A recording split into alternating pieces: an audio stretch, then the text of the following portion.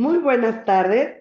Con mucho gusto le doy la bienvenida a la actividad del mes de marzo en el marco del Día Naranja. Agradezco a quienes nos acompañan y siguen a través de nuestras redes sociales. En este espacio hemos charlado con destacadas mujeres quienes se desempeñan en distintos sectores, como el académico, el deportivo, la impartición de justicia, defensoras sociales y empresarias, tan solo por mencionar algunos grupos. Y hoy tengo el gran honor y alegría por recibir a una mujer con una maravillosa trayectoria personal y profesional. Ella es mamá, académica, jurista y sobre todo una gran amiga. Y por todo ello recibo con muchísimo gusto a la doctora Gabriela Nieto Castillo, magistrada del Tribunal Superior de Justicia del Estado de Querétaro, con quien conversaremos sobre el papel de las mujeres como agentes de cambio. Liderazgo, empoderamiento, educación y desarrollo, activismo y defensa de los derechos humanos, cuidado y bienestar, son tan solo algunos aspectos en donde la participación de las mujeres es esencial para construir sociedades más justas, equitativas y prósperas. Fortalecer su inclusión y el liderazgo en todos los niveles es fundamental para lograr un verdadero progreso y desarrollo humano. Para iniciar esta charla, a continuación presentaré con mucho gusto una pequeña síntesis curricular de nuestra distinguida invitada.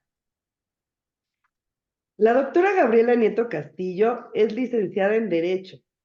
Cuenta con una maestría en Derecho Constitucional y Amparo y asimismo doctorado en Derecho por la Universidad Autónoma de Querétaro.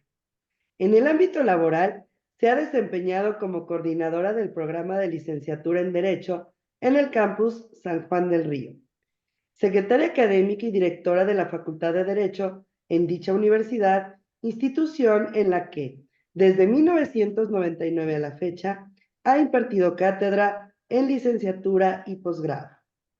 Asumió el cargo de magistrada propietaria del Tribunal Electoral del Estado de Querétaro durante el periodo comprendido de octubre de 2014 a febrero de 2021.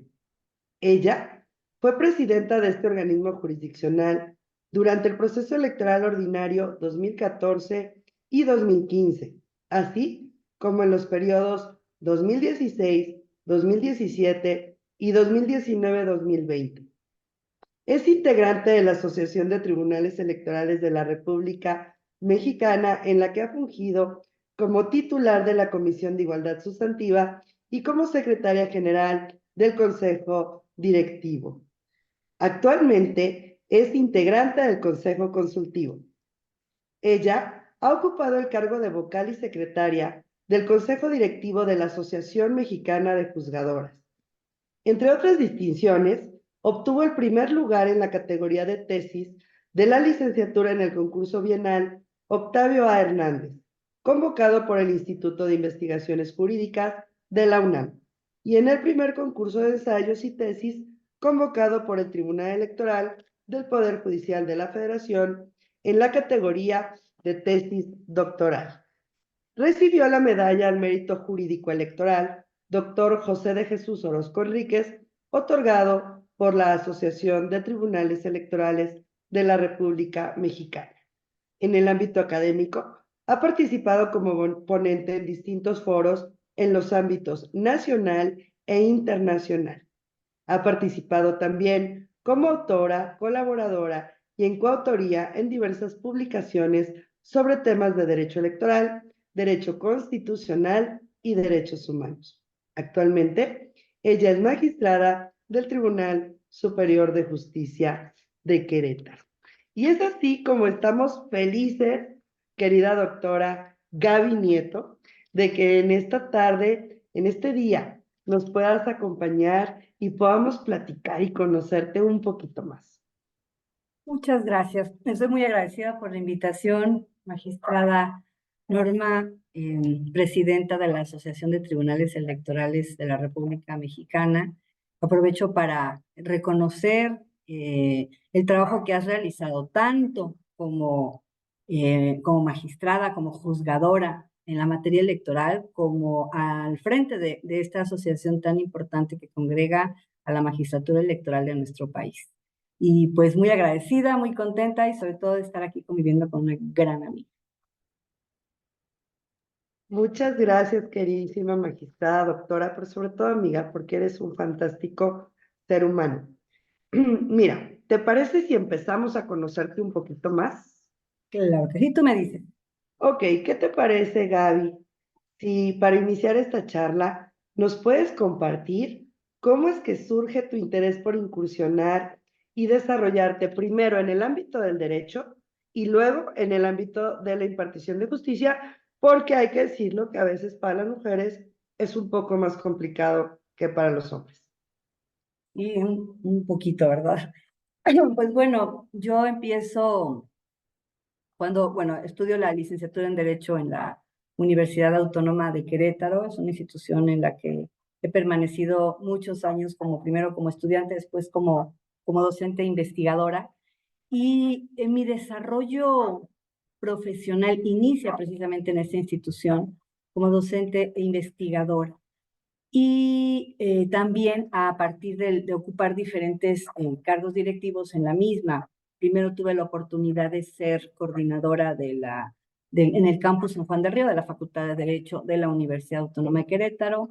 Después la gran oportunidad de ser secretaria académica y después directora. Y en la línea, entonces, bueno, ha sido una institución que me ha dado mucho, a la que le estoy profundamente agradecida y que tengo un gran cariño. Y en este escenario jurídico, en este ambiente jurídico, y particularmente en mi labor como docente investigadora, me fui yendo a mi camino de Derecho Constitucional y Derecho Electoral. Tengo por publicaciones en materia de Derecho Electoral. Y en ese contexto surge una convocatoria derivado de la reforma en materia electoral llevada a cabo en el año 2014, una convocatoria para integración de lo que sería el Tribunal Electoral del Estado de Querétaro. En Querétaro, anteriormente, antes de esta reforma, los asuntos en materia electoral los resolvía la Sala Penal del Tribunal Superior de Justicia. Previo a eso, hubo un Tribunal Electoral del Estado y anteriormente un Tribunal de lo Contencioso Electoral. Entonces, ahora era una cuestión muy interesante, hablando del nacimiento de un Tribunal Electoral en la entidad. Ya había habido, como lo comento, pero aquí ya se constituía como un órgano constitucional autónomo. Veíamos un cambio muy importante en el sistema electoral mexicano. Yo me había dedicado a la investigación, mi línea de investigación era el derecho electoral, en la cual trabajé mis tesis de maestría, de doctorado y además otras publicaciones. Entonces, para mí fue muy interesante poder contribuir desde otro escenario profesional, como es la impartición de justicia, en un ámbito tan importante y tan interesante y que implica tantos retos como es el ámbito electoral. Entonces, se fueron dando las cosas. En ese tiempo yo era directora de la Facultad de Derecho, participo en la convocatoria, soy designada para integrar el pleno. En octubre de 2014 tomamos protesta, la primera integración, y creo que cabe destacar que fuimos 2 mujeres en esta integración. Eso es significativo. Éramos 2 mujeres, un hombre, a diferencia de otros tribunales en los que aún había únicamente hombres integrando. Entonces, fue un gran reto personal y profesional y una experiencia de vida increíble por todo lo que puedes contribuir en el ejercicio de la función jurisdiccional en materia electoral, por todo lo que aprendes, por todas las personas que conoces. Es una experiencia, la verdad, que yo agradezco a la vida.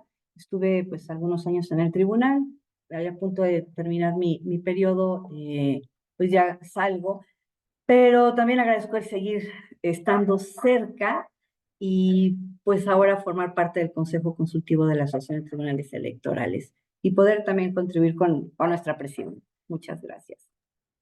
Gracias, Gaby.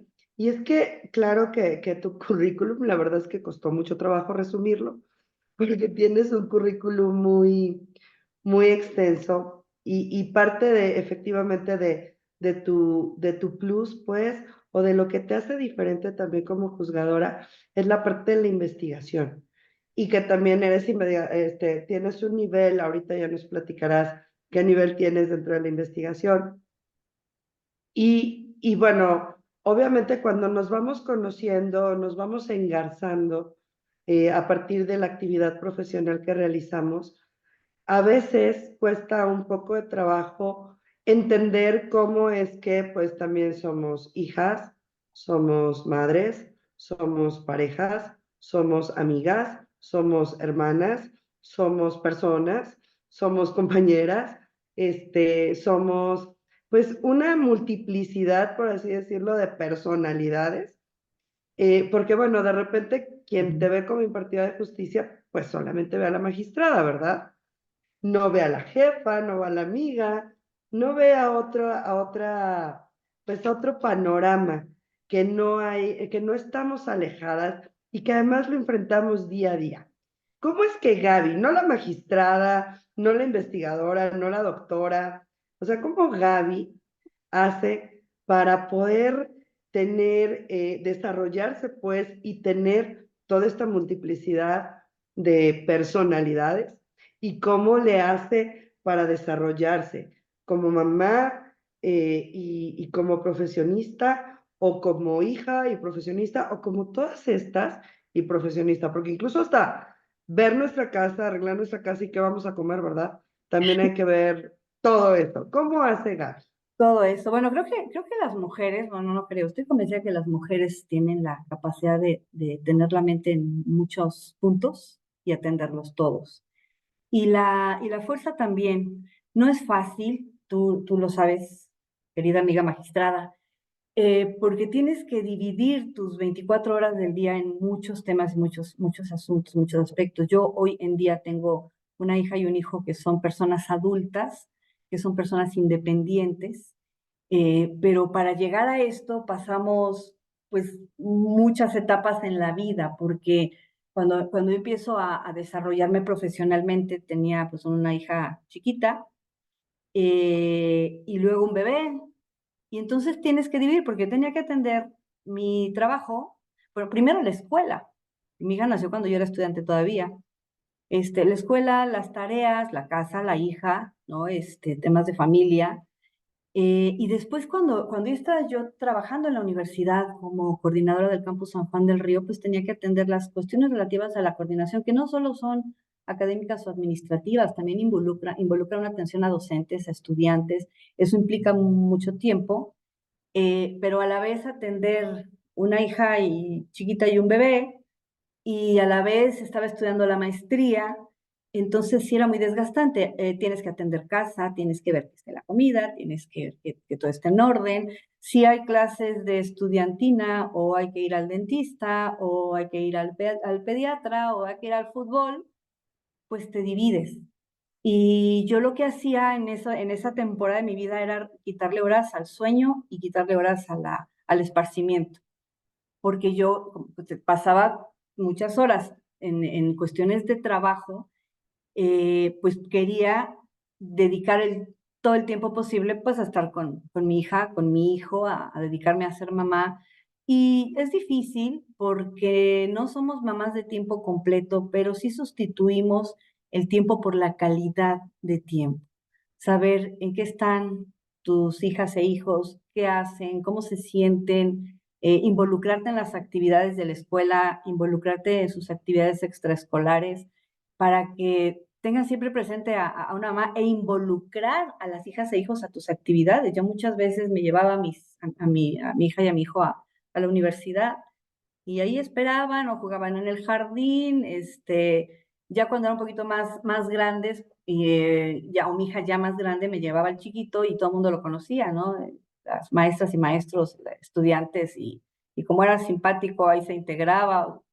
Tienes que involucrarlos también y ellos aprenden con el ejemplo y enseñamos con el ejemplo. Entonces ellos aprenden lo que tú haces, lo que tú vives, lo valoran, lo reconocen y también es parte de su formación de vida. Pero todo ese proceso sí hay un desgaste físico importante, ¿no? Sí, yo me acuerdo, yo vivía cansada. A veces me acuerdo que estando en estudios de maestría y de doctorado, tenía clases viernes y sábado y tenía un ángel muy grande que me apoyaba, que era mi mamá. Mi mamá ya falleció, pero yo tuve esa oportunidad. Entonces, cuando yo me iba a maestría, dejaba a mis hijos con mi mamá para irme viernes en la tarde. Regresaba en la noche, en la mañana tenía clase de 7 de la mañana a 4 de la tarde los sábados, se los dejaba a mi mamá. Entonces a veces iba yo y venía.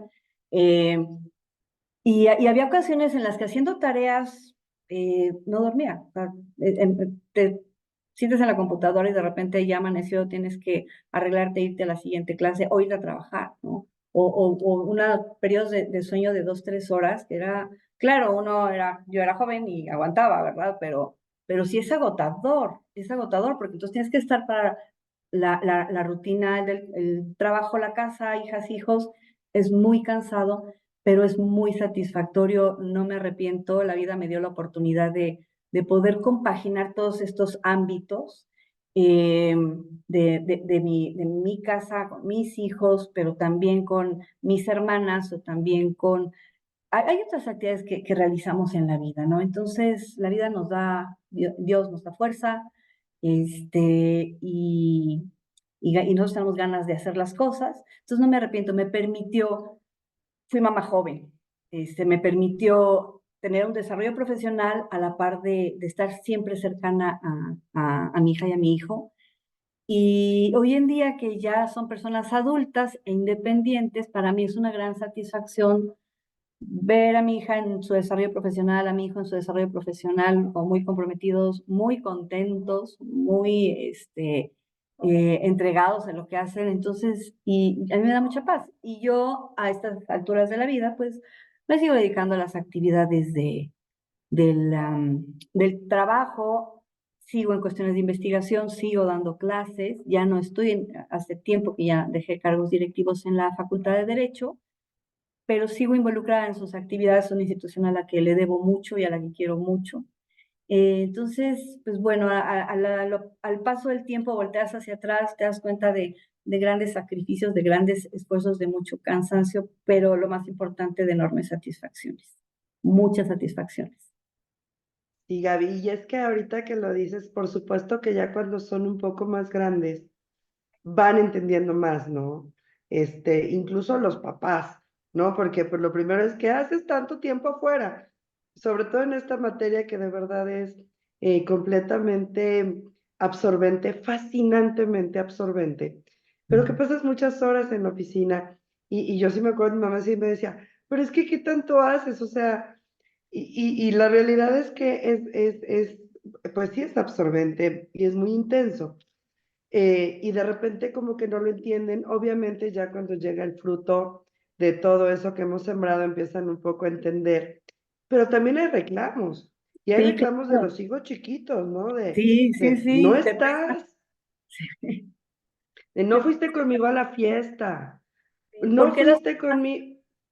por qué las mamás de mis amigos sí están? ¿Por qué las mamás de mis amigos están en la tarde en su casa? Y yo, bueno, pero ahorita Sí, que llegue vamos a ver la tele, vamos a jugar.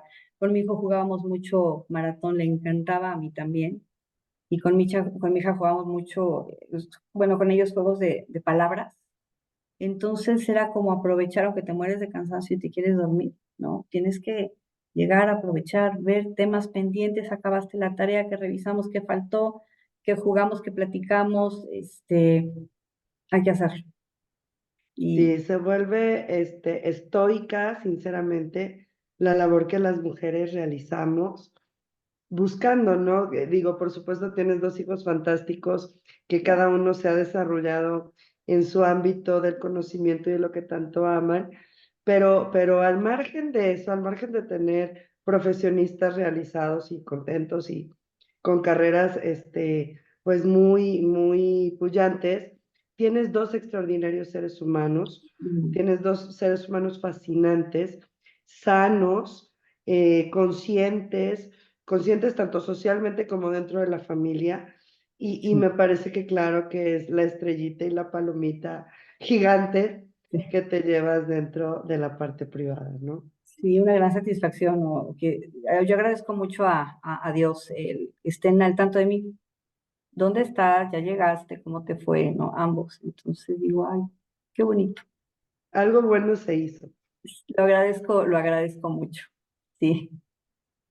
Gaby, tú nos platicabas que pues sí has tenido algunos cargos dentro de la universidad, que ahora no estás ejerciendo ninguno, pues, pero has tenido alguno. Y a mí hay uno que me fascina, que creo que es de los que más presumo ajenos, que es tuyo, pues, que tiene que ver con que tú fuiste designada como la primera mujer de la dirección o directora de la Facultad de Derecho de la Universidad Autónoma de Querétaro. ¿Tú nos puedes compartir cómo fue ese proceso y si es que tú sentiste o percibiste o algún tipo de violencia por ser mujer? Digo, el tema pues, de que todos quieren ser o de que muchos quieren ser, eso es normal, lo diré así. Pero sí cuando estamos peleando algún tipo de espacios o estamos compitiendo más bien por algún tipo de espacios, algunas ocasiones resentimos violencia por ser mujeres. ¿Tú nos puedes platicar? Sí, sin duda, sin duda. Yo sí la viví, la sentí, me hizo crecer. Son experiencias difíciles en la vida que te hacen aprender mucho, madurar mucho, crecer mucho, cambiar algunas visiones. En la Universidad Autónoma de Querétaro, para la elección de direcciones de rectoría, se lleva a cabo proceso de elección en el que participan la comunidad estudiantil y la comunidad docente. Eso es muy, muy significativo. Y particularmente en el caso de la dirección, pues yo contendí, encontré muchas resistencias. Por una parte, pues porque soy mujer. Y no, yo fui directora, yo asumí el cargo primero como interina, pero ya después del proceso electoral en 2012, y lo dejé a finales de 2014, estaba por terminar mi primer periodo y originalmente mi intención era buscar reelegirme en el cargo. Pero no había habido mujeres directoras. En otras facultades de la Universidad Autónoma de Querétaro sí, es más, ha sido más fuerte la presencia de mujeres directoras que de hombres, pero acá no. Entonces, ese fue una resistencia porque lo encuentras en el trabajo de la búsqueda de la opinión y del apoyo y de la confianza. Claro que corren los rumores de, pero ¿cómo? Pero es mujer, ¿no? Sí hay un poco esa resistencia, o mucho esa resistencia.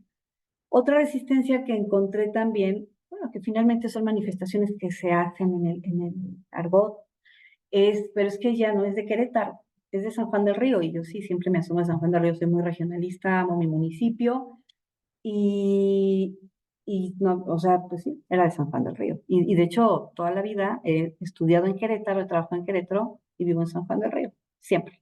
Entonces, también ese fue otra resistencia. Finalmente viene todo el proceso, de acuerdo a lo que planteaba la convocatoria, el registro, las presentaciones ante las diferentes comunidades, porque no es una sola comunidad, tenemos que hacer la presentación de nuestros proyectos en los diferentes campus universitarios. Teníamos presencia en ese entonces en San Juan del Río, en Jalpan también, en Amealco, y en Querétaro, pues estaba la licenciatura en Derecho, estaba la licenciatura en Criminología, después se integró Ciencias de la Seguridad, en ese momento todavía no, en la comunidad de posgrado, el consejo académico, entonces la comunidad docente, entonces es un plan, se planean las diferentes presentaciones de programas. Entonces claro que hubo resistencias y claro que de mi parte algunos temores, pero los tienes que rebasar, tienes que enfrentar cuestionamientos que se hagan. Hubo presentaciones de proyecto en todas las comunidades, pero algunas, sobre todo, por ejemplo, cuando estuve en San Juan del Río con la que yo cierro, la manifestación fue increíble, maravillosa. Tuve votación de 100% de docentes y de 90 y tantos por ciento de estudiantes. En el campus donde yo empecé a dar clase, donde fui coordinadora muchos años. Entonces eso te llena de mucha emoción. En los campos universitarios tuve muy buena recepción. Y el tema de mayor violencia que yo sentí fue que en ese tiempo se empezaba a tuitear, no había la cantidad de información que fluye por redes sociales actualmente, pero empezaron a tuitear ataques hacia mi persona, no en relación a mi trabajo o a mi plan de trabajo, a mi propuesta, sino hacia mi persona. Y muchos de estos ataques tienen una connotación sexual. Entonces a mí me parecía terrible, indignante, me angustiaba. Hasta que, bueno, y tenía también, por supuesto, gente muy cercana que me apoyó, amigas y amigos que siguen siendo docentes de la universidad, de la Facultad de Derecho, que me apoyaron con todo. Y en pláticas con ellos me decían, a ver, así es esto, ¿no? Si vas a estar en esto, pues tienes que enfrentarlo. Y claro, siempre lo enfrenté, no me retracté. Pero sí lastima, sí lesiona, porque yo decía, ¿por qué se me ataca de esa manera? ¿Y por qué no atacan? O sea, estoy en la universidad, trabajo, cumplo con mis clases, hago investigación, siempre he procurado ser correcta con las personas. Me parece que el respeto entre las personas es fundamental. ¿Por qué me atacan de esa manera? Y yo no estoy haciendo ataques de esa manera. Ahora, también quiero señalar, haciendo un paréntesis, que estos ataques no venían de mi contrincante, que es otro doctor que sigue dando clases en la facultad, que tiene también un excelente desarrollo académico, pero sí venía como de otras personas y fueron como muy insistentes, muy recurrentes, aun cuando entré al cargo, cuando asumí el cargo. Gané en la elección con una muy buena diferencia. Agradezco y siempre agradeceré el apoyo que me dio finalmente la comunidad universitaria, la comunidad de la Facultad de Derecho para ocupar el cargo. Pero en ese tiempo yo no sabía que eso era violencia política contra una mujer en razón de género. Yo decía, ¿por qué tuitean? ¿Por qué se meten con mis hijos? ¿Por qué dicen cosas que no son? Y además a mí me preocupaba porque yo tenía en ese momento hijos adolescentes, mi hija y mi hijo eran adolescentes. Yo decía, a ver, ellos ya empiezan con Twitter, ya empiezan con Facebook, y que ven un mensaje que se refiere a su mamá me parecía terrible. Entonces, no lo entendí después, ¿no? Eso es una forma de resistir, ¿no? El acceso de las mujeres a determinados espacios.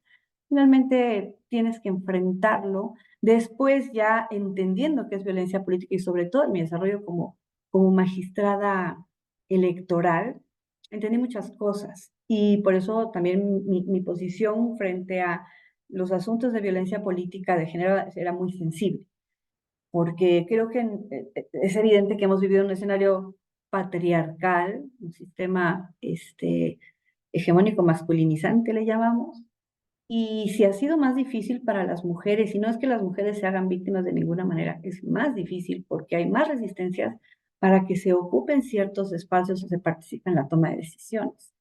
Cuando fui directora, siempre procuré abrir espacios también para maestras que tenían interés en hacer investigación o personas, mujeres que tenían interés en integrarse a la docencia.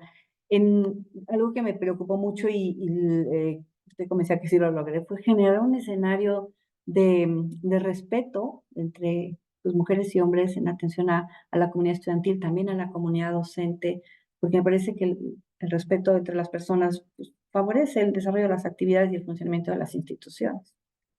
Pero sí, sí me pasó.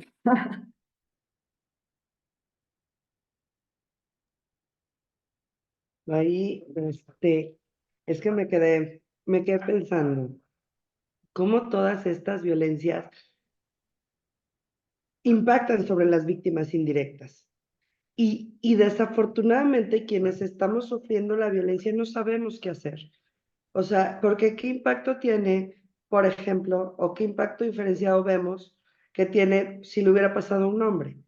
O sea, ¿qué hubiera pasado? Pues seguramente los hijos hubieran dicho, ay, pa, pues, o sea, ¿qué onda? Y el papá hubiera dicho, son mentiras. Pero también tiene que ver con la naturaleza de nosotras como madres, ¿no? De nosotras como mujeres que tenemos, o algunas, pues, no es la generalidad, pero habemos algunas que sentimos una gran vergüenza porque digan situaciones que no son ciertas, porque Sí, se pueda creer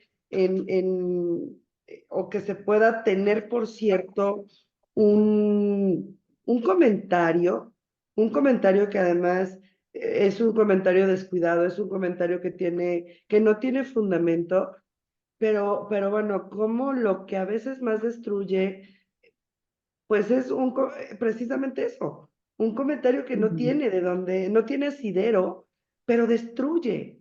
Y después reconstruir hacia, si se tiene pareja, pues no estoy hablando si estás casada o no, o sea, si tienes pareja, desde cómo te perciben, aunque tú digas, es que mis papás, mi mamá, mi papá me conocen, saben cómo soy, a final de cuentas sigue existiendo ese ruido. O sea, no digo que se crea, pero sigue existiendo ese ruido, esa incomodidad, pues sí, ese abusar de una mujer solo porque no queremos que adopte o que acceda a un espacio, ¿no? Y si hay una, sí, evidentemente la reacción que se presenta frente a mujeres y hombres es diferente. El tipo de agresión que se puede dar a una mujer y hombre es diferente. Claro que tiene un impacto diferenciado. Y si, vamos a poner un ejemplo, es un patrón cultural determinado, si un mensaje de esta naturaleza, de cierta connotación, para un hombre puede decir, ah, ya ves, ¿no? Pero para una mujer es diferente, ¿no? Y por otra parte, yo pensaba, decía, bueno, aquí está mi plan de trabajo, o sea, aquí está mi historia académica y mi historia profesional en la universidad, ¿no? ¿Qué me pueden decir? O díganme algo al respecto, si en algo fallo, lo atiendo inmediatamente. Entonces, sí, sí hay un impacto diferenciado muy, muy fuerte. Y bueno, también son experiencias duras que te hacen aprender y crecer mucho, y todo te va fortaleciendo, dice un dicho, lo que no te mata te fortalece. Todo te va fortaleciendo. Vas aprendiendo, vas cambiando, vas minimizando lo que no tiene tanta importancia, atendiendo lo que realmente sí tiene importancia. Y siempre lo importante en la vida es tratar de ser mejores cada día, ¿no? En todos los sentidos. Son experiencias, ¿no? Y hoy en día digo gracias a la vida porque diferentes experiencias difíciles en la vida profesional me han permitido un fortalecimiento importante. Y a final de cuentas somos el resultado de toda nuestra historia, que Sí. nos puede gustar o no, que pudo haber sido fácil o difícil, pero es el camino que nos costó, que nos tocó, pues, para estar en este momento de satisfacciones, de fortalecimiento. Y también creo que otro elemento, Gaby, súper importante es la empatía. O sea, después de tener experiencias de este tipo, empieza a salirte, digo a salirte, pues porque así lo veo, como más empatía, como más entender a otras mujeres, como más entender que sí pasa. O sea, que no es cierto que está alejado la violencia, que no es cierto que la violencia no existe, que sí es cierto que no siempre es violencia política de género o es Sí. violencia en razón de género. O sea, es cierto. ¿Por qué? Pues porque tenemos otros elementos, ¿no? En el caso de los impartidores e impartidoras de justicia, pues ahí tenemos reglas procesales, principios, derechos humanos, el bagaje del conocimiento que traemos, las máximas de la experiencia, la sana crítica, todo lo que llevamos al expediente y bueno, en algunas ocasiones determinamos que no hay o no existe, pues, pero en todo este caminar que tú has tenido, queridísima doctora, en este caminar jurisdiccional también importante que has tenido, porque has sido juzgadora en materia electoral, pero también en materia civil, que es la que ahora estás desarrollando.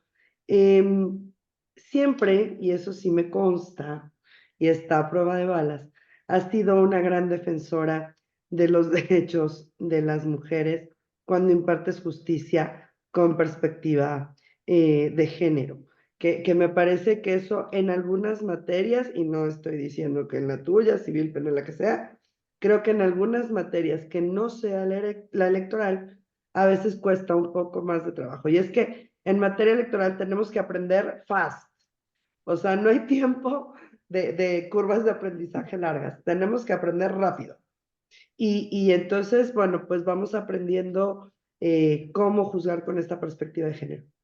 Tú tienes muchísimas sentencias, eso ya lo sé, pero de todas estas sentencias que tú juzgaste con perspectiva de género, por violencia política en contra de las mujeres en razón de género, porque también hay que reconocer que nosotras eh, somos magistradas y tú fuiste magistrada electoral, justo en la reforma de 2020.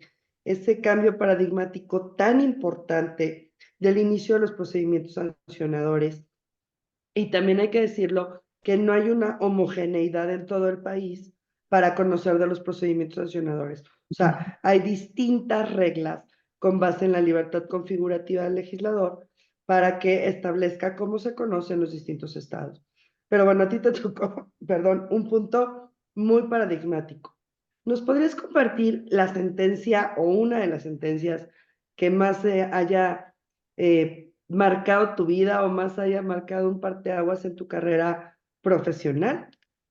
Bueno, sí son varias y yo creo que dividiría en dos bloques. Una, relativas al principio de paridad, que también fue un reto muy importante, 2014-2015 sobre todo, y otro en relación a violencia política contra mujeres en razón de género. En el caso del primer tema que menciono, de paridad, yo identifico, bueno, hay dos sentencias que para mí son muy, muy especiales.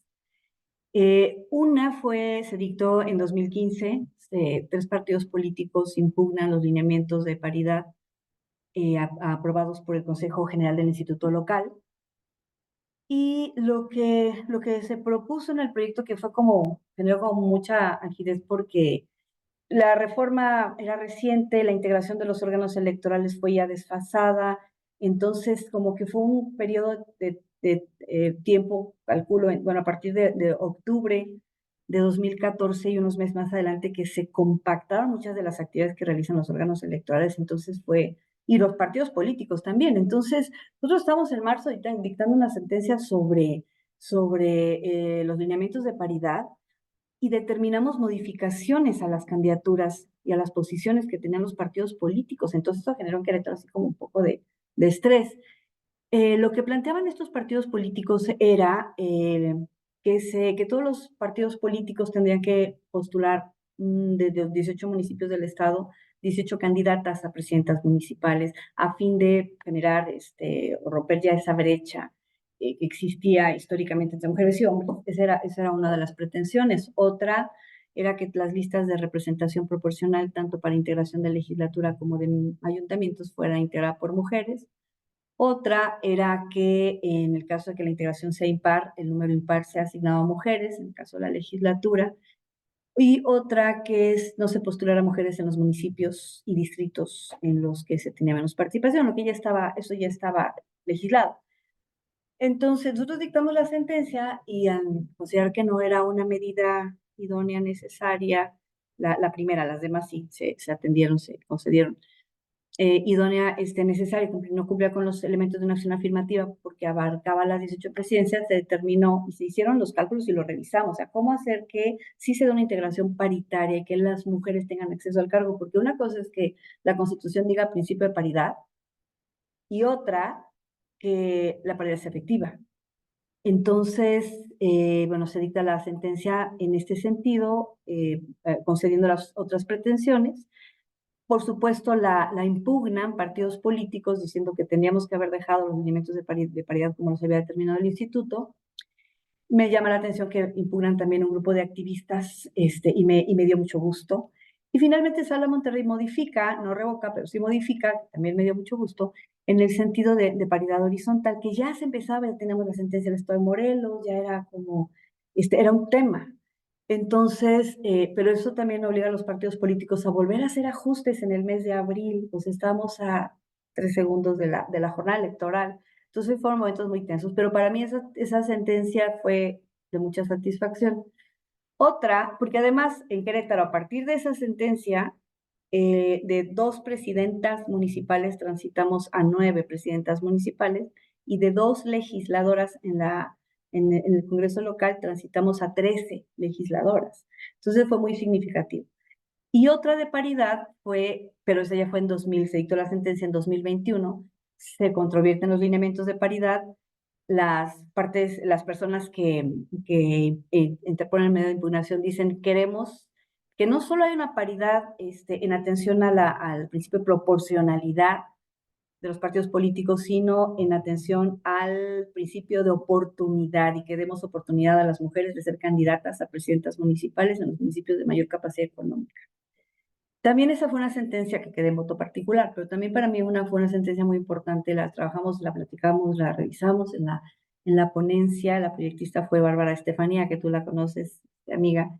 Es una chica muy comprometida, muy brillante. Entonces platicábamos, veíamos. Entonces fue una sentencia en la que se propuso dentro del bloque de proporcionalidad que ya establecía la legislación electoral, porque tengo que decir que la reforma de 2007 sí fue muy visionaria en relación de género. Proponíamos ciertas reglas para que se postulara a mujeres en los municipios de mayor fuerza económica y mayor densidad de población. Se vota en contra del proyecto, me quedo en voto particular, pero pues con la convicción de que así debía ser. Y habían otras entidades federativas que ya se habían hecho estos ejercicios, ejemplo Tabasco, que lo hizo, pero lo hizo el Consejo como acción afirmativa. Entonces, bueno, esas dos fueron muy significativas. No fueron las únicas, pero especialmente me parecían trascendentes. Y dentro de violencia política también, porque como tú comentas, en atención al principio de libertad configurativa de las entidades federativas, pues no hay reglas diferentes. Nosotros, por ejemplo, en el estado de Querétaro, antes, a partir de la reforma de 2020, cambió, pero antes en los especiales, los procedimientos sancionadores se presentaban ante el instituto, la denuncia se hacía ante el instituto electoral, quien desahogaba, instruía y resolvía. Y contra esas resoluciones, entonces se presentaba el medio de impugnación ante el tribunal.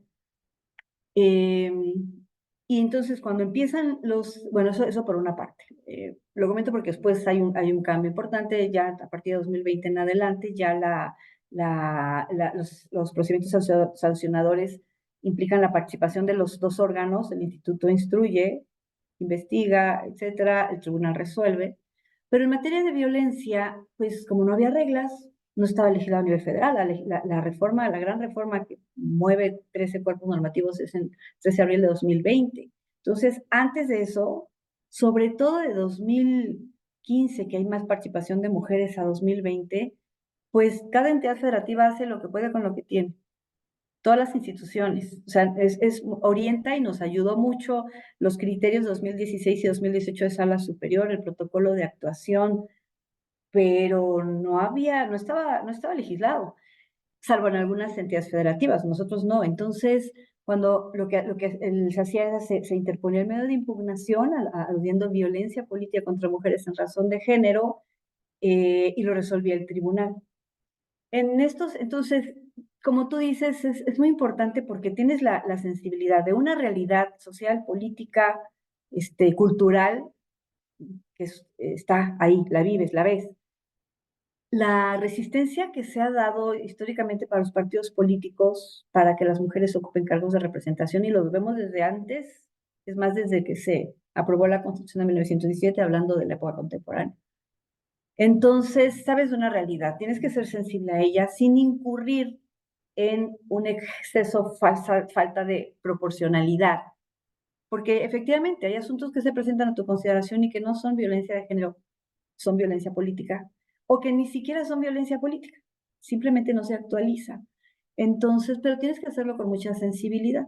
Nosotros resolvíamos estos asuntos. A mí me parecía que teníamos que atender de forma muy importante a la violencia simbólica, porque en el escenario público la violencia no se manifiesta abiertamente, ¿no? O sea, no, en el escenario familiar, y lo vemos en otro tipo de asuntos que tienes que resolver. Por ejemplo, ahora yo que hay otro tipo de violencia en materia penal, pero en el materia electoral, pues ese es el escenario público y es más difícil que se visibilice. Además, son conductas muy normalizadas.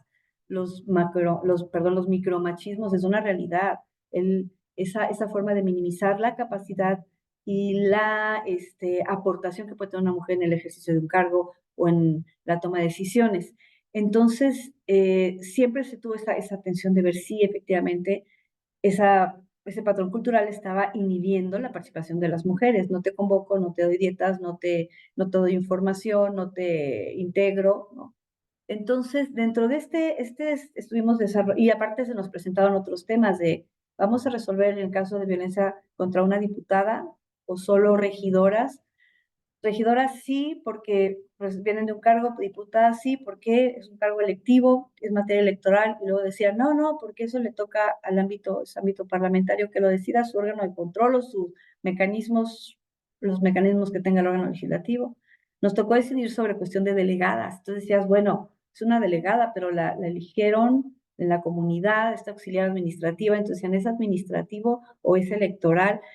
Entonces fue como un ir construyendo en ese tiempo. Ahora ya hay criterios como más definidos.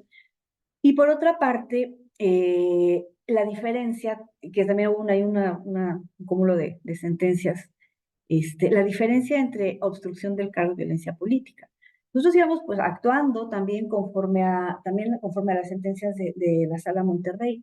En uno de los asuntos que se resolvió, violencia política, cuando ya íbamos resolviendo violencia política, el tribunal y contra nuestra sentencia, pues obviamente se iban a la sala dijo, no, ¿saben qué? Eh, el órgano que debe ser competente para resolver violencia política y a través de un procedimiento sancionador es el Instituto Electoral, porque es el que tiene la estructura y tiene las condiciones y le corresponde llevar a cabo la investigación conducente, instruir, no al tribunal. Entonces, a la siguiente impugnación que nos llega, en la que se esgrime como motivo la violencia política contra mujer en razón de género, se resolvió que, dada la sentencia de la Sala Monterrey, no le correspondía al tribunal, al tribunal resolver, sino que teníamos el asunto tenía que irse para allá. Entonces yo decía, no, porque aquí hay que, o sea, si estudiamos de forma integral, que es una obligación que tenemos, estudiar una demanda, para ver cuáles son los motivos de inconformidad. Entonces decía, bueno, aquí hay que ver porque hay que cindir. Una cosa es violencia política contra una mujer en razón de género y otra cosa es obstrucción al cargo. Entonces lo que yo proponía era, vamos a llevar a cabo el estudio de obstrucción al cargo y determinar que no podemos pronunciarnos respecto a violencia política porque es competencia del instituto, no nuestra. Entonces hubo una posición mayoritaria, dijeron que no, me quedé en voto particular, la sentencia fue impugnada, llega a Sala Monterrey la revoca y nos dice, tienen que dividir. Una cosa es violencia y otra cosa es obstrucción al cargo. Y entonces empezamos a dividir, cuando llegamos después, bueno, las personas actoras ya van denunciando una situación de violencia ante el instituto y demandando una situación de obstrucción al cargo ante el Tribunal Electoral. Y se fue dando esa práctica cuando nos llega la reforma de 2020, donde ya da también mucha claridad. Y aquí ya la ley estableció, porque fue 13 de abril de 2020 se publica en el Diario Oficial de la Federación, 1 de junio de 2020 se publica la reforma electoral en el estado de Querétaro, en la que, como mencionaba hace un momento, ya se dijo, la violencia política se va a denunciar a través de un procedimiento, se va a iniciar un procedimiento sancionador ante el instituto quien instruye. Y una vez que esté integrado el expediente, se torna al tribunal para que el tribunal resuelva, y es lo que se ha hecho. Ahora, además, a partir de ese momento, el tribunal empezó a conocer de especiales sancionadores porque antes solo resolvíamos sobre impugnaciones respecto a las resoluciones. En otras entidades federativas lo hacían así, nosotros no. Entonces fue como un cambio muy importante en 2020. Y hay ya creo que ya me voy excediendo mucho en tiempo, pero también una sentencia que para mí fue importante, fueron muchas impugnaciones. Nos llegaban muchos, sobre todo de regidoras, y lo de las diputadas iba y venía en atención a criterios que luego decíamos, sí o cómo, ¿no? No, que sí, siempre no. Entonces era un tema, pero sobre todo en el caso de regidurías, tuvimos muchos medios de impugnación de regidoras que denunciaban violencia política cometida por presidencia municipal, por el presidente municipal o por algunas áreas administrativas del municipio. Y particularmente hubo un asunto en lo que nos llegaron, fueron como 7 medios de impugnación de la misma regidora. Mi criterio era que al estarse controvirtiendo un acto de diferentes áreas de la administración pública en diferentes temas, no debía acumularse, pero la decisión mayoritaria fue que sí. Entonces todas se acumularon en mi ponencia. Entonces yo lo que resolví, algunos que decías, no es procedente, no decía si hay obstaculización al ejercicio del cargo, Tuvo algunas, entonces yo lo que decía en todas, o sea, violencia ya no me tocaba, pero sí, yo decía, aquí sí se está obstaculizando, se resolvía así, se está obstaculizando, se resolvía así, se está obstaculizando, y tuve voto en contra. Entonces, en algunos temas, la mayoría decía, es que esto es una estructura administrativa, funcionamiento administrativo, los entiendo, entiendo el argumento, me parece sólido, no lo critico, ¿no? Son diferentes perspectivas, pero creo que no se está viendo con esa sensibilidad de una realidad de una mujer que no tenía acceso a información, ¿no? Y entonces ella acreditaba. Entonces, mis resoluciones fueron si se obstruye el ejercicio del cargo. Y entre esas sentencias, además, fue muy interesante otro de los motivos de discusión en el Pleno, que fue muy enriquecedor para quienes lo integrábamos, era respecto a la inaplicación, porque se solicitaba la inaplicación de alguna disposición de la ley orgánica municipal, y yo dije, sí, es cierto, porque nos fuimos a estudiar exposición de motivos de la legislatura, y entonces dijimos, sí, es cierto, aquí articulando, ¿no? Esta información que tú nos das, esta realidad, estas reformas, sí se tiene que inaplicar porque hay una violación de un derecho político electoral de una regidora o de las regidurías. Y una discusión que también para mí fue muy enriquecedora, un aprendizaje muy importante fue cómo vas a hacer un control de constitucionalidad. Porque yo decía, bueno, ¿cuál es cómo lo vamos a hacer? Pues a través de la motivación reforzada. Y sabemos que la legislatura debe tener una motivación reforzada cuando está legislando sobre categorías sospechosas, sobre derechos humanos, sobre otros principios constitucionales o por una instrucción clara en una reforma. Y cuando hay otras materias, ya es una motivación ordinaria. Entonces, proporcionalmente, bueno, inversional, en forma, ay, se me fue la palabra, los órganos jurisdiccionales deben de revisar, a ver, tú tenías que motivar de manera reforzada por tratarse de estos tópicos sobre los que legislas, entonces mi revisión va a ser más grande. Entonces ese era mi argumento como metodología de control de constitucionalidad a través de la motivación reforzada. Y entonces decía, no, porque la metodología es esta. Entonces, eso para mí fue valioso porque decía, no, tú como persona que imparte justicia puedes llevar a cabo el control de constitucionalidad de muchas maneras. No hay una sola regla. La primera regla la fijó la Corte porque apenas iba a empezar a llevarse a cabo el control difuso de constitucionalidad. No se sabía qué hacer. Y la Corte dijo, interpretación conforme en sentido amplio, en sentido estricto, inaplicación. Pero el escrutinio judicial es muy amplio y puedes utilizar diferentes métodos. Entonces, ese motivo de discusión en torno a si se inaplicaba o no bajo este argumento, también para mí fue muy enriquecedor porque veía yo las posiciones certeras de mis compañeros de pleno, pero yo decía, no, también hay que atender a otra tesis de la Suprema Corte que dijo, como quieras. O sea, hay muchos métodos, no es uno solo y también depende mucho lo que estés estudiando, cómo lo quieras abordar. Entonces también fue enriquecedor. Pero bueno, ya me excedí demasiado. Son experiencias, ¿no? Siempre es muy importante el aprendizaje de que te genera cada asunto que resuelves.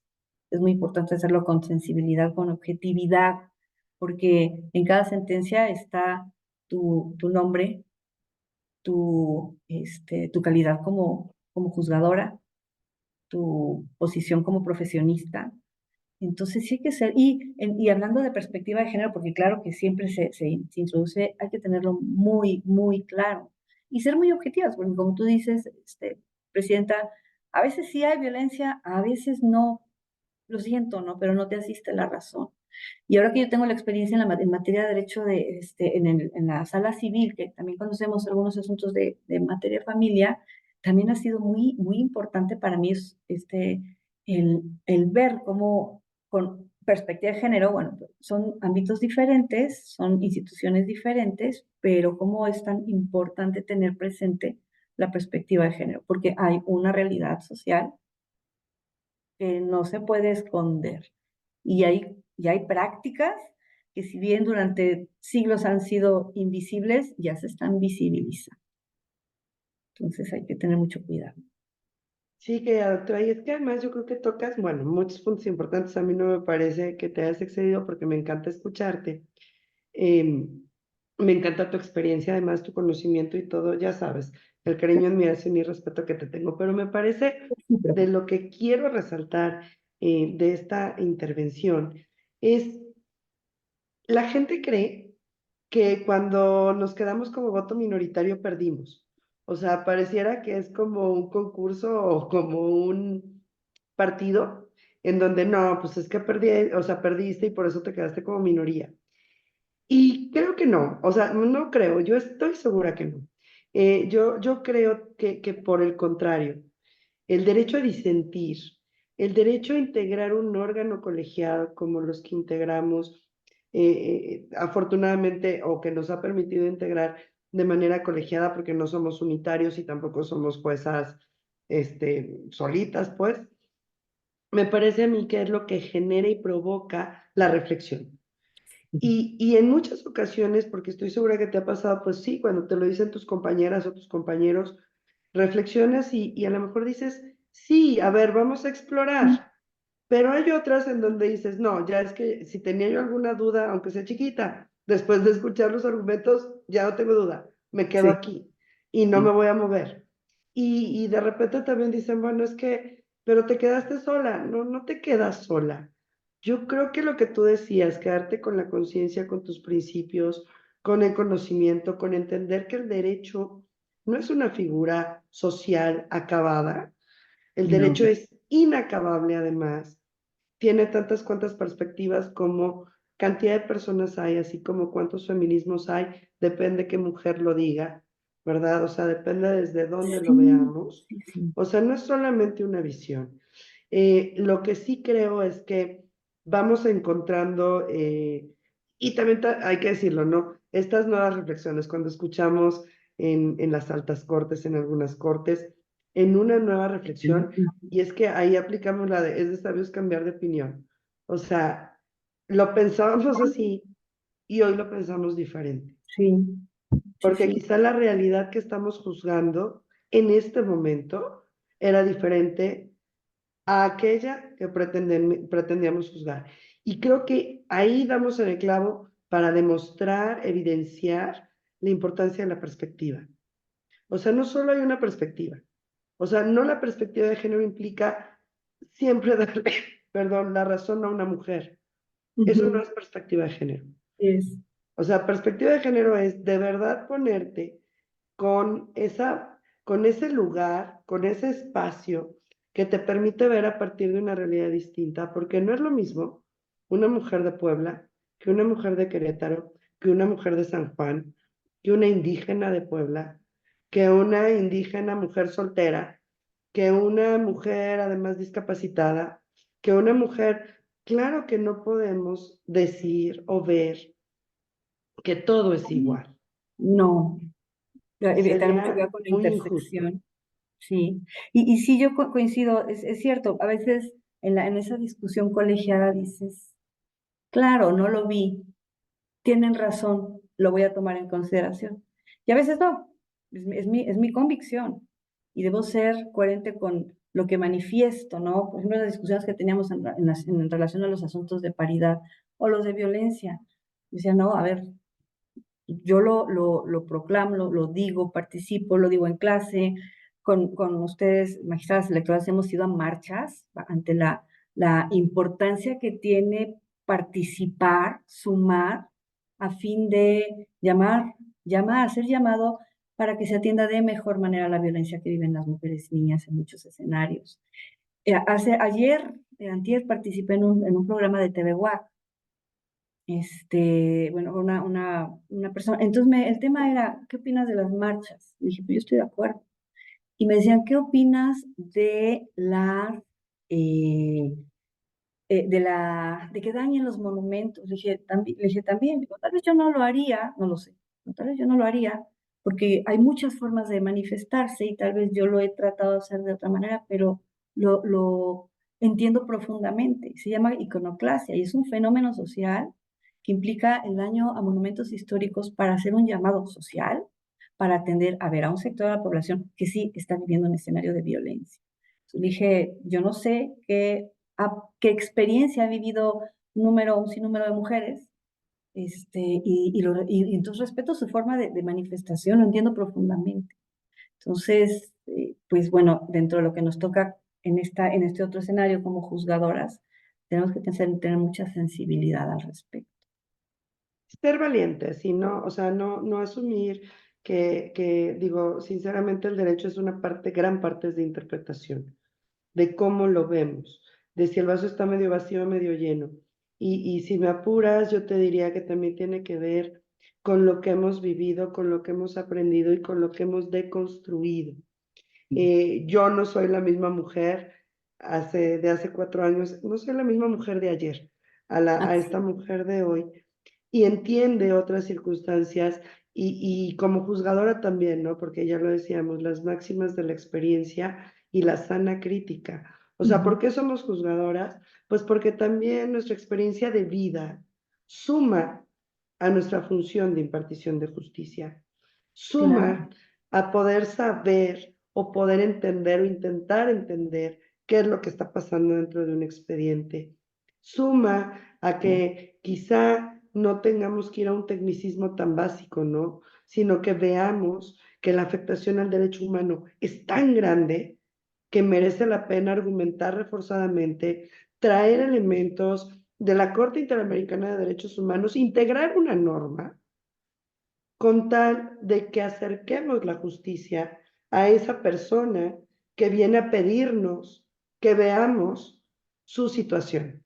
Y no solamente, ¿verdad? Porque bueno, si todos fueran asuntos fáciles, esto estaría muy fácil, pero me parece que desnaturalizaríamos la función de un impartidor o impartidora de justicia, ¿no? Que es un poco también tocar una realidad social, saber que sí. existe, porque creo que aquí no aplica la de Shakira, la de si no lo veo no existe.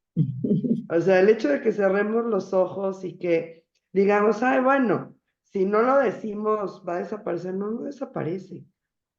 Y Sí, por el contrario se vuelve recalcitrante, y por el contrario se vuelve molesto, y por el contrario aumenta. Entonces, bueno, reconocerlo, nombrarlo, ser sensible, en algunas ocasiones saber que sí podemos hacer mucho más, en otras no. ¿Por qué? Porque hay un límite que también se llama norma, o sea, un límite sobre todo en el tema de sanciones, no tanto ajá, en el tema de sí, protección a derechos humanos, sino en el tema de sancionar. Y también entender, o hemos entendido, que cuando nosotros estamos analizando violencia política en contra de las mujeres en razón de género, también hay un denunciado que tiene un derecho, que tiene varios derechos, no solo procesales, sino también humanos, y que hay que tener mucho cuidado, porque efectivamente el llevar el llevar una etiqueta no solamente tiene que ver con la persona, sino tiene que ver con su entorno. Esa persona es hija de alguien, es pareja de alguien, es padre de sí, alguien o madre de alguien, porque en materia político-electoral también sancionamos la violencia ejercida por otras mujeres, sí. en contra de mujeres. Y lo que sí me parece a mí es que hay que tener, como tú bien lo mencionaste, queridísima doctora, mucho cuidado, mucha sensibilidad, mucha cercanía con las víctimas. A veces ni siquiera las conocen o no las conocemos. Entonces parece que la justicia está alejada de una realidad. Y bueno, el servicio público, los servidores públicos, tenemos esa gran responsabilidad La de gran- tocar la realidad. y yo me acuerdo cuando en mi labor de investigadora, yo hice el doctorado en Derecho en la línea de Ius Filosófica, y me acuerdo mucho leyendo, era un libro de Manuel Atienza, un punto, un artículo en el que él se refería al derecho y la sociedad, él refería a la función social del derecho, entonces el derecho y la sociedad. Esa lectura me quedó como muy marcada y luego decía, bueno, es que ese punto de encuentro entre el derecho y la sociedad está en la impartición de justicia.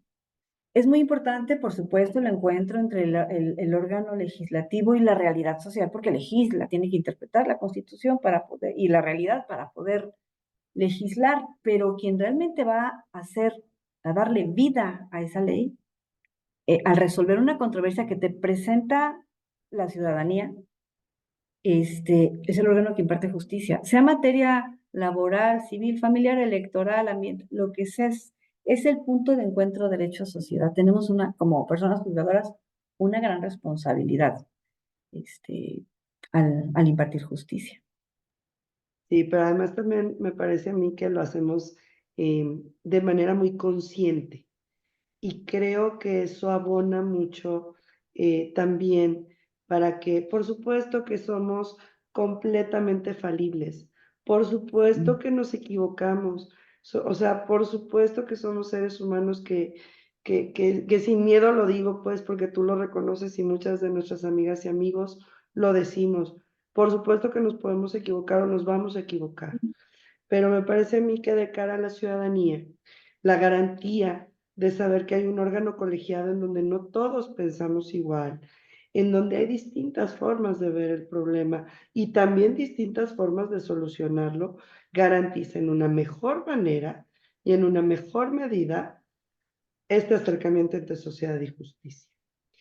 Y bueno, Gaby, ya para cerrar, que yo la verdad es que me podría quedar aquí horas contigo, quitándote el tiempo, pero no lo voy a hacer porque también sé que estás muy ocupada. Ya para cerrar, Gaby, ¿qué mensaje podrías tú enviar para las mujeres y las niñas? Como maestra también eres muy inspiradora, eh, para que luchen por sus sueños y se consideren importantes o puedan consolidarse, que puedan hacerse fuertes en esa actividad que desarrollan o que quieren desarrollar.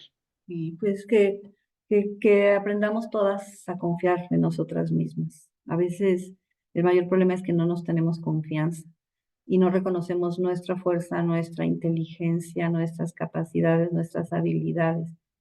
Entonces, en la medida que confiemos, nos damos cuenta que podemos desarrollar muchas más, ¿no? Habilidades. Y creo que las mujeres tienen la gran cualidad de la fuerza, hay una fuerza espiritual muy grande, y eso les va a permitir a mujeres y niñas abrirse camino. Y creo que esta forma este escenario patriarcal del que tanto hemos aludido, sí se está transformando, nos falta mucho. Creo que sí estamos deconstruyendo un escenario cultural y generando unas nuevas condiciones. Y creo que nuestras hijas, ya hablemos de jóvenes, desde millennials hacia atrás, ¿no? Las hijas de nuestra generación, ya están viviendo una realidad diferente, o cuando menos tienen una visión diferente, que nosotros no teníamos cuando éramos niñas o adolescentes. Y eso también es muy gratificante, una visión diferente de lo que soy como mujer y lo que valgo. Y no es una guerra contra los hombres. Hay que entender que hay diferentes tipos de feminismos que se respetan, podemos coincidir con unos, no con otros o no tanto. Aquí el tema es el como mujer saber todo lo que podemos hacer, tenernos confianza y seguir trabajando. Han cambiado mucho las cosas y seguirán cambiando siempre, siempre por un escenario libre de violencia, en el que el respeto a los derechos humanos, a la dignidad de las personas sea la columna vertebral. Así es, Gaby. Todavía hay mucho por hacer, pero me parece a mí también que vamos caminando por un buen sendero que nos va permitiendo dejar un mejor mundo, un mundo más igual, un mundo más justo, un mundo más respetuoso entre hombres y mujeres. Gaby, de verdad que te agradezco infinitamente. Me fascina haber coincidido contigo en la magistratura, pero sobre todo en la vida, La vida. y más aún en esta elección de personas que como persona, pues, hacemos para seguir caminando de manera conjunta, a pesar de que no estamos ni siquiera en la misma ciudad. Ujú. Eh, pues de verdad que yo te agradezco mucho permitirme aprender de ti, caminar a tu lado y que nos hayas regalado este espacio maravilloso para conocer a la doctora Gabriela Nieto Castillo, a la amiga Gaby, a la magistrada Gabriela y a todas esas Gabrielas que se conjugan en ti y que hacen que este mundo sea más igual, más justo y mucho, mucho mejor. Y ha sido una tarde fascinante donde la hemos pasado genial, que como ya dijimos, hemos reconocido y conocido a nuestra querida doctora Gabriela Nieto Castillo. Muchas gracias, Gaby. Muchos besos para ti y espero verte en vivo y en persona muy, muy pronto. Muchas gracias. Muchas gracias por la invitación. Mi reconocimiento para ti es muy grande en todos los sentidos. Y también soy muy agradecida con la vida porque nos permitió coincidir y porque nos ha permitido, además de compartir las experiencias profesionales, sobre todo lo más importante es compartir la amistad, el cariño, y construir. Te agradezco mucho, te quiero mucho, amiga, y mi reconocimiento a todo tu trabajo. Gracias, Gaby. Un beso grande y gracias a quienes nos hacen favor de vernos y de seguirnos. Hasta la próxima.